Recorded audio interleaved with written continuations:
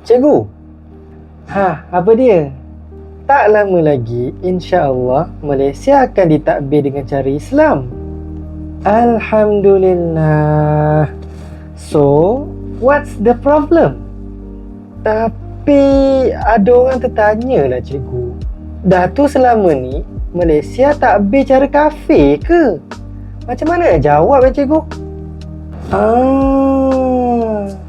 Kamu tanya dia tahu ke beza takbir cara Islam dengan cara kafir?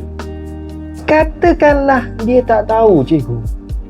Takbir cara Islam ni contohnya macam Islam katakan tidak pada cukai. Cukai menyusahkan rakyat, membebankan rakyat. Tapi takbir cara kafir katakan ya pada cukai. Cukai yang berbunga-bunga sampai menyusahkan rakyat. Sebelum ni Malaysia takbir cara apa?